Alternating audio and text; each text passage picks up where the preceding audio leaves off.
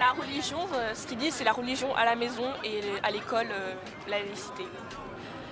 De base, c'est censé être interdit, mais personnellement, moi, ça m'est arrivé d'avoir un collier avec un signe religieux dessus, on m'a jamais rien dit, hein. Le principe de la tolérance, c'est quand même de tolérer les autres. Et pour moi, j'ai le droit de tolérer les habits des gens et les gens ont le droit d'être respectés pour ce qu'ils portent. Si tu as envie de mettre une croix, mets une croix. Laïcité, zo'n typisch Frans begrip. De scheiding tussen kerk en staat. Ofwel, privé mag je geloven in wat en wie je wil, maar in het openbare leven mag de godsdienst zich niet opdringen. Sinds 1905 is dat laïcisme ook de leidraad voor de Franse scholen. La laïcité, c'est un principe dont on nous parle depuis qu'on est tout petit.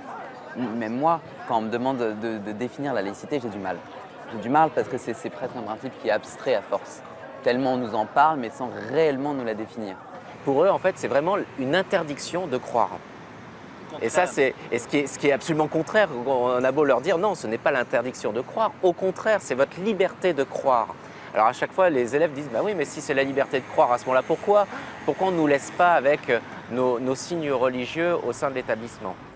Op 16 oktober vorig jaar onthoofde een jonge islamistische terrorist een leraar geschiedenis voor een school in Conflans-Sainte-Honorine. Die leraar, Samuel Paty, bekoopt het ideaal van de laïcité met zijn leven.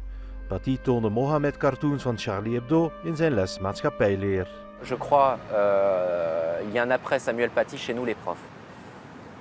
Parce que c'était vraiment quelque chose de traumatique et pour moi, vraiment, oui, ça a été un moment compliqué. Surtout pour des enseignants dans ma matière, l'histoire-géographie. Donc forcément, on se sent concerné, c'est un frère. C'est un frère, on a tué un frère. Paty wordt postuum een nationale held en staat voortaan symbool voor de Franse leerkracht. Een martelaar voor het vrije woord. Alleen blijkt nu dat leerkrachten na Paty's dood dat vrije woord minder durven te verdedigen. Un professeur du secondaire sur deux déclare s'être déjà autocensuré. Et chez les plus jeunes, les moins de 30 ans, professeurs de moins de 30 ans, cette proportion atteint 68%. Un exemple d'une professeure de gestion qui déclare aux inspecteurs généraux « Je n'enseigne pas l'égalité entre les filles et les garçons dans l'entreprise parce que mes élèves sont contre. Mes élèves garçons sont contre l'égalité et je ne veux pas d'incident avec eux. » Angst sluipt de Franse klasse binnen. Leerkrachten gaan discussies uit de weg en dat voelen ook de scholieren en studenten. Ils vont faire très attention à ce qu'ils vont dire, à ne pas déborder, ils vont mesurer leurs propos. Il y a une mesure qui est constante, ils vont faire attention à ne pas dire de bêtises, entre guillemets.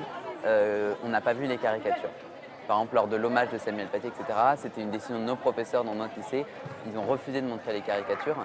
Donc, autocensure, ils disent ce qu'ils pensent, mais en mettant tellement de forme que ça dévalorise presque le propos. Van gescheiden zwemlessen, schoolkantines die alleen halal-maaltijden mogen serveren. De druk op de leerkrachten om niemand voor het hoofd te stoten is immens. J'ai beaucoup d'élèves qui me disent « Ah bah monsieur, c'est le ramadan, donc on est fatigué et on ne travaillera pas » ou alors j'ai des parents qui écrivent des mots dans les carnets en disant « Puisque c'est ramadan, eh bien, veuillez excuser mon fils ou ma fille ». Vooral in de scholen van de banlieues willen islamisten de schoolregels en het concept van de laïcité onderuit halen.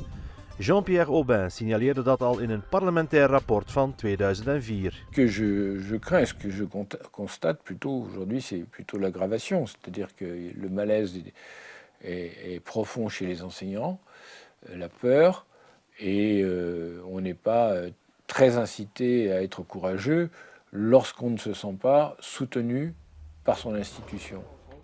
Jonge leerkrachten proberen wel, maar levensbeschouwelijke debatten of zelfs een geschiedenisles, alles wordt gevaarlijk. Lorsque je sentais que le débat prenait trop d'ampleur et qu'il commençait à y avoir des tensions dans la classe et même de la haine qui pouvait arriver, là par contre effectivement je stoppais le débat. En leur disant non, là on va trop loin, il y a des choses qui sont inaudibles. Par exemple très vite vous avez le conflit israélo-palestinien qui est mis sur la table. Debatten over die recentere conflicten leven meer bij jongeren. En misschien kan je bij sommige lessen geschiedenis met een bredere blik naar de wereld kijken. On n'a jamais parlé de la guerre d'Algérie. Et pour moi, c'est important qu'on en parle, même si je pense que ça serait un sujet Après, ils font tabou. trop de trucs. Oui, mais C'est pas dans le sujet. regarde, les guerres mondiales, la Deuxième Guerre mondiale, on en parle, c'est très important.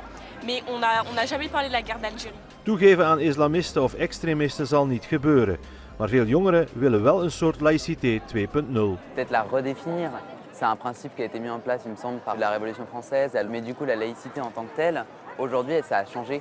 Il n'y avait qu'une seule religion majoritaire en 1905, c'était le catholicisme.